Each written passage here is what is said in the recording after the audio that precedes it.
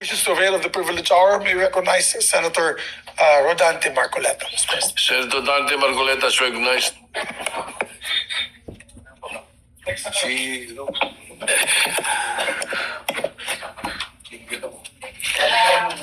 Mr. President, distinguished colleagues, I rise today on a matter of personal and collective privilege. Mahiya naman kayo.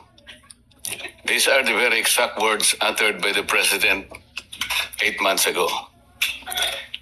Yes, Mr. President, 8 buwan na mula nang tumambad sa sambayanang Pilipino at sa buong mundo ang malawakang anomalya at korupsyon sa likod ng mga flood control projects.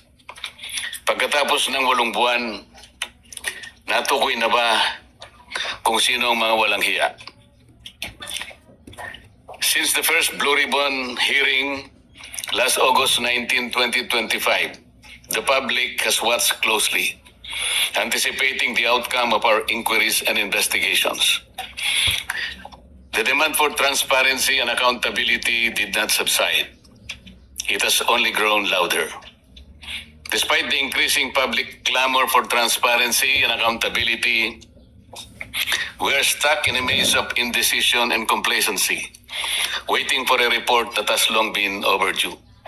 Mr. President, as early as December of last year, the minority submitted its observations, findings, and recommendations based on the initial 6 public hearings of the Blue Ribbon Committee and labeled it a minority report, for lack of a better term. Let me be clear. It was not intended to disrespect the committee nor the Senate as a body. Fully aware of the hearings on the flood control anomalies that had not concluded, and in the absence of a committee report, the public has long been waiting. The report was not filed with the Bills and Index, but coursed through the office of the Senate President, hoping for proper disposition. The minority report was initiated out of our solemn duty to the Filipino people who were eagerly awaiting and demanding for the Senate's decisive action on the nationwide flood control scandal. Our intention was clear from the outset: to uncover the truth, hold people accountable, and propose legislative measures that will finally dismantle the deeply entrenched corruption that characterize our infrastructure projects. Ladies and gentlemen of this chamber, the people have waited long enough. It has been 7 months since the first Blue Ribbon hearing. For far too long, the public have been agitated, disgusted, and tormented by the thought that more than 1 trillion pesos have been openly looted from the National Treasury. Yet to this day, no one has been held accountable except for the small fry. In several instances and interviews, the chairman of the Blue Ribbon Committee has said that a partial committee report is to be released. Last November 24, 2025, the chair stated in an interview, and I quote, "Magsasubmit kami ng partial committee report based on info so far gathered during the previous hearing." Natapos ang Disyembre 2025, walang report. Then on January 14, 2026, during the kapihan sa Senado, another statement was made that the report was still being drafted by his staff, even chiding them for being inept. Are we supposed to depend solely on the capacity and perhaps the willingness of our staff to produce a report that the Filipino people have been waiting for? A report that is not merely a formality but a duty we owe to the public we serve. It was out of exasperation that on January 20, 2026, we took it upon ourselves to formally release the minority report in a press conference to prevent the findings of our inquiry from being stalled while the public continues to wait for answers.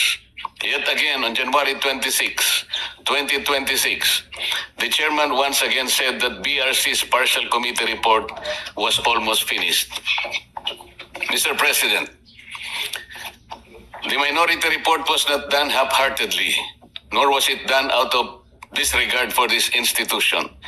It was done because the Filipino people have been waiting for this chamber to tell them what has been found.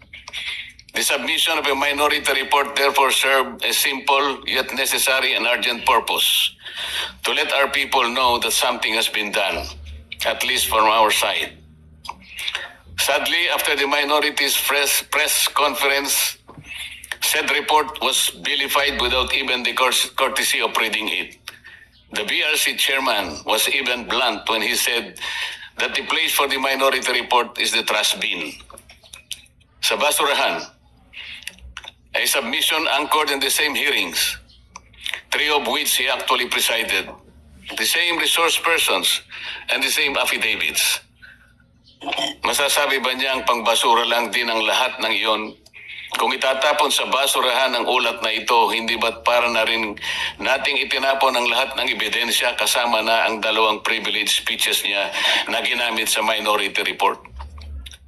With due respect, the Senate was never meant to be a place where inconvenient findings are thrown into the trash bin just because they challenge the preferred narrative. The minority report exposes how ghost and defective blood control projects stem from systemic corruption embedded in the country's infrastructure planning, budgeting, and implementation processes. It unraveled a corrupt monitoring and quality control system that gave way to a normalized system of kickbacks, rigged bidding, and budget insertions involving lawmakers, DPWH officials, and favored contractors, even as it recommended comprehensive reforms through proposed measures to address the issues across all stages of project implementation. Finally, the minority report raised serious concerns about veering away from the initial course of investigation, from pursuing major perpetrators to selective summoning of witnesses, intimidation or discrediting of whistleblowers, and the failure to summon key political figures. This shift will undermine public trust and weaken the truth-seeking function of the Blue Ribbon Committee. As we have witnessed, after the testimony of ex-Marine Sergeant Orly Gutesa, there has been a month-long halt in the investigation, giving the persons mentioned by him, John Paul Estrada and Mark Tiksay, to flee the country to parts unknown. The resignation of BRC chairman that followed already changed the narrative. Gutesa, the only witness who connected the money trail from Saldico to Martin Romualdez, was painted to have faked his notarized sworn statement. Siya pa ang tinakot kasuhan ng falsification of public documents at perjury. To rectify this, Mr. President, I just filed a disbarment complaint against Attorney Espera and administrative complaint against Executive Judge Season of Manila RTC. Meanwhile, on February 11, 2026, my office received what appears to be a draft report from the Blue Ribbon Committee, which can only assume to have originated either from the chairman's office or from the Blue Ribbon Committee which he chairs. What was transmitted to us, Mr. President, was a link to a PDF document bearing a watermark OS Marcoleta across each and every page. Yet the said partial report does not bear the signature of the chairman, a formality ordinarily expected of any report issued by a committee, particularly from the Blue Ribbon Committee. Given the circumstances, the status of the Blue Ribbon partial report is unclear, and it could easily be disowned or disavowed at a later time. In light of this, Mr. President, guidance is respectfully sought on how such a document should be properly regarded by this body. The same people were hell-bent on criticizing the manner by which the minority report was submitted. Yet they have no qualms circulating a supposed committee report in a manner that lacks even the most basic formalities expected of an official document of this institution. Maybe because of the following observed weaknesses.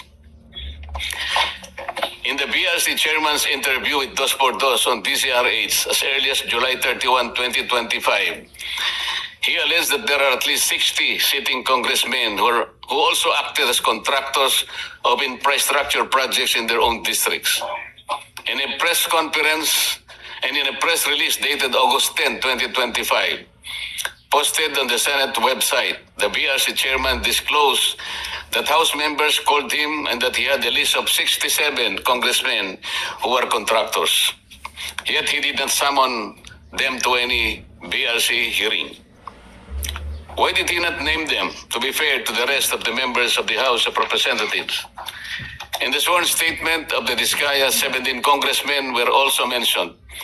Why were not they asked to appear before the committee? On the other hand, the statements of former Yusek Bernardo and his cohorts Alcantara and Hernandez, who named certain senators upon the intercession of the Department of Justice, were readily heralded as gospel truth. The chairman of the BRC has also named at least 11 contractors in his first and second privilege speeches, whom he crucified to be involved in the flood control mess. Bakit hindi na sila ipinatawag?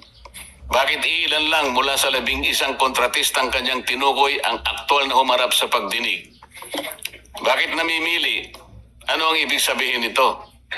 Remarkably, on November 14, 2025, the BRC chairman invited former Speaker Martin Romualdez to testify in its 7th hearing. He did not appear. Then on January 22, 2026, as quoted by various media outlets, the chairman said that former Speaker Martin will be invited again. If he wants to attend, he is welcome, but he cannot be forced to come due to interparliamentary courtesy. This doctrine can be challenged in the light of Section 27, Article 2 of the 1987 Constitution, which reads, "The state will maintain honesty and integrity in the public service and take positive and effective measures against graft and corruption." This doctrine, Mr. President, which is not even part of our rules, is not absolute and should not prevail over a clear and categorical mandate of the Constitution. The members of Congress have no immunity from investigation, subpoena, or public scrutiny. If anything, those who occupy the highest offices in the government must be the first to answer, not the last to be asked.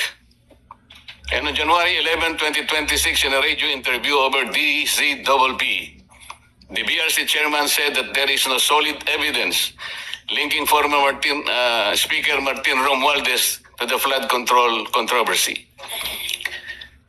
This is deeply troubling not only for what was asserted, but for what was prematurely concluded because the records of the hearings clearly reveal otherwise. First, Gutesa, who appeared and categorically linked him to the controversy. Second, Saldico, in his several video feeds, identified him and others as the principal actor of this most despicable scandal. Third, at least 2 out of the 17 congressmen in Diskaya's list reportedly referred to Martin Romualdez. Sa mga unang pagdinig ng Blue Ribbon Committee sa ilalim ng pamumuno ng kasalukuyang chairperson, iminungkahi ko po, Ginoong Pangulo, na anyayahan din si dating Governor Luis Chavit Singson na nagpahayag din ng kahandaan at kagustuhan na dumalo upang tumistigo sa mga flood control projects sa Ilocos. Wala rin pong nangyari, Ginoong Pangulo. We are now seeing a clear pattern in this mambo-jumbo that whenever a witness points to former Speaker Romualdez as being linked to the controversy, the credibility of that witness is quickly placed in question. In an ambush interview at the Senate on November 14, 2025, by various media outlets, the BRC chairman clarified that a remote sworn testimony will be allowed only if Saldico appears before Philippine Embassy or Consulate, and a request for a Zoom meeting under oath will be valid. First, Saldico fears for his life and therefore he cannot go to any Philippine embassy. Kung si Gutesa nga ay bigla na lang naglaho na parang bula. Sa halip na suportahan at pakinggan ang mga naglalantad ng katotohanan, sila'y pinababayaan at nailalagay pa sa panganib. Second, the statement is incorrect because under the Apostille Convention, which the Supreme Court already implemented under OCA Circular number 210-2023, Saldico can take his oath before any commissioned notary in Portugal or elsewhere in Europe. He doesn't have to do it before a Philippine consular office. All he has to do is for his sworn statement to be apostilled in that foreign country, and it will have the effect of a statement sworn before a Philippine consulate.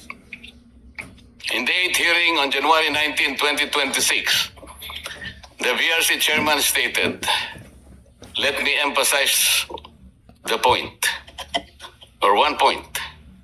We always go wherever or where the evidence leads us. We do not target any particular person, nor do we have the intention to cover up for anybody. If that is truly the guiding principle of this investigation, Mr. President, then several matters should have been highlighted and pursued with equal vigor. For instance, on November 18, 2025, he made a revelation during the plenary debates of the 2026 budget on general principles in the presence of DBCC officials. Sinabi niya na base sa usapan nila ni Yusek Bernardo, meron siyang may mga taong nag-name drop sa Pangulo, tulad ni na Yusek Adrian Bersamin at Yusek Traigib Olaybar. Nagutos kay Saldico na ipasok sa BICAM yung insertions ng 100 billion. Panoorin po natin ang video, Mr. President.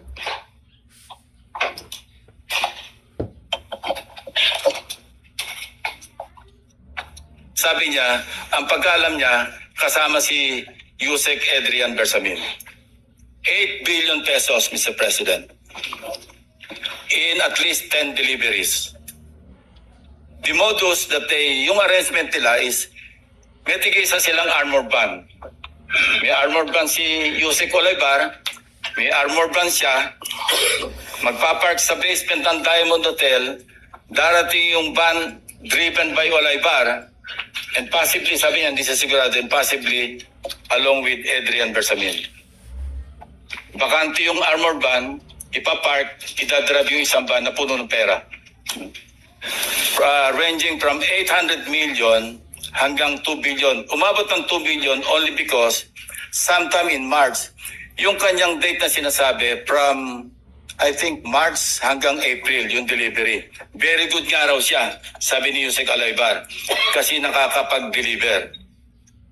Ang biggest kasi naipon because March 11,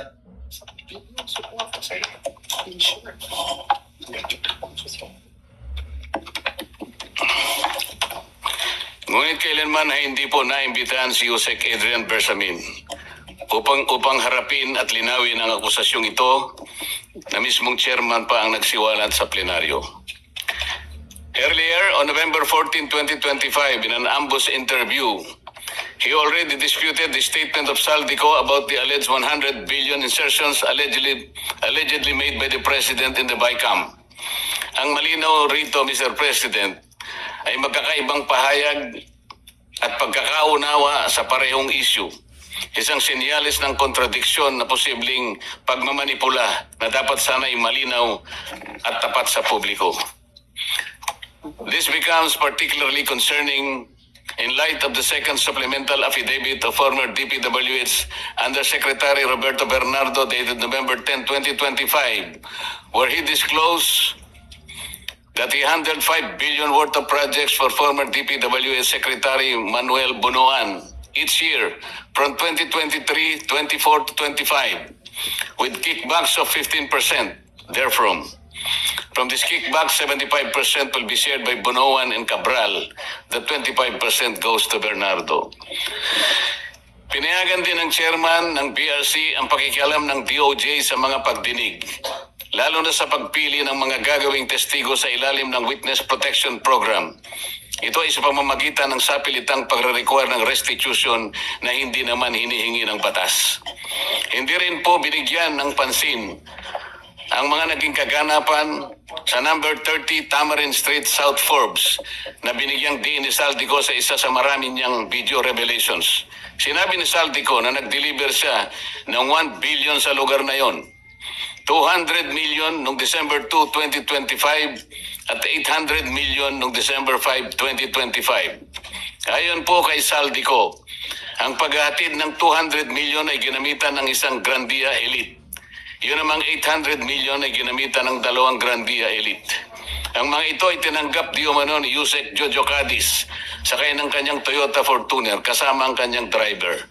Ang mga perang ito ay inihatid daw sa bahay ng Pangulo sa Naray Street gamit ang mga nabanggit na mga sasakyan. Ang dami pong dapat inimbitahan upang linawin at maimbestigahan ang bagay na ito. Sa Yusek Jojo Cadiz at ang kanyang driver, ang mga opisyalis ng korporasyon na may-ari raw ng bahay, si Nelson Go na dami raw ni Martin Romualdez sa nasabing korporasyon, ang security agency na bantay sa nasabing lugar upang makuha ang logbook ng pagpasok at paglabas ng mga sasakyan noong December 2 at December 5, 2025, o kaya ang CCTV footages para makilalang ganap ang mga sasakyan at drivers na may dala ng mga sasakyan at sa pagitan ng alas 9 hanggang alas 10 ng umaga. Sa halip, ang tinawag po ay dalawang babae na nagtakip pa ng muka at hindi nagbigay ng sworn statement sa mga miyembro ng BRC. At nung tanungin ko sila, napansin naman po ninyo, Ginoong Pangulo, ang chairman pa ang sumasagot. Given the seriousness of these allegations, one cannot help but ask, why has Yusek Cadiz not yet been invited to testify before the BRC? The public deserves answers, but some key witnesses remain uninvited. In the same second supplemental affidavit of Bernardo, he further alleged that at least 5 cabinet secretaries and several undersecretaries had allocables recorded in what has come to be known as the Cabral files. On December 27, 2025, in a radio interview over DWIC, the BRC chairman echoed Bernardo's statement. At least 5 cabinet secretaries and some undersecretaries had allocables amounting to billions in the controversial 2025 budget. But the only names revealed were former DPWH Secretary Manuel Bonoan and former Executive Secretary Lucas Bersamin. Who are these other unnamed secretaries? And were they the same secretaries referred to by Bernardo in his second supplemental affidavit? We may never know because they were never invited in any of the proceedings, despite the chairman's apparent knowledge of who they were. So one cannot help but wonder if the chairman himself knew about their identities and their involvement in this whole mess. Why were they not summoned in the succeeding Senate investigations? Why were certain individuals being shielded from scrutiny? Is there someone up there who would have been implicated or whose name would have been inevitably exposed had they been made to appear before the Senate? Mr. President, the matter does not end here. On February 24, 2026, a press conference was held in which one Attorney Levy Baligod presented a joint affidavit from 18 former members of the Philippine Marine Corps, a former enlisted personnel of the Philippine Army, and a reservist of the Philippine Army. The affidavit alleges that they were involved in the delivery of maletas filled with cash to various recipients, purportedly under the orders of Saldico. Sila po ay nagpahayag ng kanilang mga nalalaman tungkol dito sa malupit na pandarambong sa Kabanang Bayan. Nabanggit nilang muli ang 30 Tamarin Street sa South Forbes Park, gayon din ang 14 at 41 Naray Street. Nabanggit din ang opisina ni Saldico sa House of Representatives at bahay daw sa Aguado sa harap ng Malacanang. Kinumpirma rin nila na totoo ang mga inihayag ni Orly Gutesa sa nakalipas na pagdinig ng komite. Bukod pa rito, isa sa mga nagsalitang ex-marine sa itumestigong isinama siya ni Saldico nang magatid daw ng 5 malalaking maleta sa bahay ng Pangulo sa Ilocos Norte. Ayon sa kanyang pahayag, si Congressman Sandro Marcos pa umano ang tumanggap ng pera at ilang oras lamang ang lumipas ay dumating rin daw ang Pangulo at ang unang ginang. Pero ano po ang ginawa ng chairman ng BRC? Sa halip na iharap sa taong bayan at diretsahang tanungin sa kanilang mga pahayag, kahagad na pinag-alinlanganan ang kanilang kredibilidad. bago pa man masuri ang kanilang salaysay sa harap ng Senado, tila nabuo na ang isang konklusyon sa mismong chairman na dapat sana ay siyang magsiyasat nito. Ipinagkibit balikat na lamang ang kanilang mga salaysay nang hindi man lang binigyan ng oportunidad na sumagot sa mga konklusyon at teorya. Kung ang kanilang mga pahayag ay hindi kapani-paniwala, lalong nararapat na sila ipaharapin sa isang formal at pagdinig upang doon mismo masubok ang kanilang inihayag. Ang chairman po ba ng BRC ang dapat magpasya kung sino ang dapat ipatawag sa pagdinig kung 20 ang bilang ng miyembro ng Blue Ribbon Committee? Nakonsulta po bang isa-isa ang mga miyembro ng BRC? Kinausap po ba, halimbawa, si Senador Bam, si Senador Kiko, si Senadora Risa, Senador Gatchalian? Nagkaroon po ba ng caucus? Nagkaroon po ba ng hearing man lang? Para pagpasyan po ang napakalaking bagay nito, Mr. President. Mr. President, sila ay matapang na nagsalita at handang tumistigo ayon sa kanilang nakita. Saksi sila sa kung saan at kanino dinala ang limpak-limpak na perang nakapaloob sa mga maleta, mga kahon at iba pang mga sisidlan na kanilang ginamit. Ano bang patunay pa ang dapat nilang ilabas para lamang sila ay inyong umpisahang pakinggan? O baka gusto nilang ang maleta pa ang magsalita? Hindi raw kapani-paniwala. Sila nga inuntusang magdala ng pera, Ginoong Pangulo. Kaya ang tanong, ano bang kinakatakutan ng chairman? Ano na po ba ang nangyari sa pagsunod sa ebidensya? O piling ebidensya lamang ba ang susuriin at ipipigat na lamang ang mata sa iba? Ayon sa Romans 1:18, nahayag mula sa langit ang pot ng Diyos laban sa lahat ng kalapastanganan at kasamaan ng mga taong dahil sa kanilang kasamaan ay inahadlangan ng katotohanan. Hanggang kailan po itong tahasang pagharang sa katotohanan, Ginoong Pangulo? Ano na po ba ang nangyari sa makulay na kasaysayan ng Blue Ribbon Committee na sa mahabang panahon ay tiningala at nagsilbing isang bantayog sa pagtukoy at pagtutok sa mga katiwalian at pagdarambong na nagaganap sa ating burokrasya? Hanggang kailan po tayo maghahalokip-kip ng mga kamay sa harap ng malawakan at karumaldumal na paglima sa ating kabangbayan? Hanggang kailan po maghihintay sa wala ang taong bayan na mistulang ninakawan sa tanghaling tapat? Hanggang kailan ang mistulang pagbubulag-bulagan, Ginoong Pangulo? Hanggang kailan po magtitiwala sa atin ang taong bayan na nandito tayo para proteksyonan ang kanilang kapakanan? Hanggang kailan po sila mapapaniwala na makakagawa pa tayo ng mabuti para sa kanila? Hanggang kailan po kaya ang pagmamaang-maangan, Ginoong Pangulo? Naghanap po ng kasagutan ng mga mamamayan. Hindi po bukas, hindi po sa makalawa. Ngayon na po, Ginoong Pangulo. Kasihan nawa ng Diyos ang ating bansa. Maraming salamat po, Ginoong Pangulo. Well, we wish that the distinguished gentleman can deliver that when the BRC chairman is here. But nevertheless, I was informed that he will answer all the points tomorrow. Thank you, Majority Leader. Thank you very much, Mr. President. I move that we refer the speech of the gentleman to the Committee on Rules, Mr. President. So referred to the Committee on Rules. Thank you, Mr. President. Mr. President, I move that we consider Senate Bill number 1908 under Committee Report number 36. I so move. Any objection? Hearing none, 1908 is in order. Yes, Mr. President. Status is we're in the period of interpellation.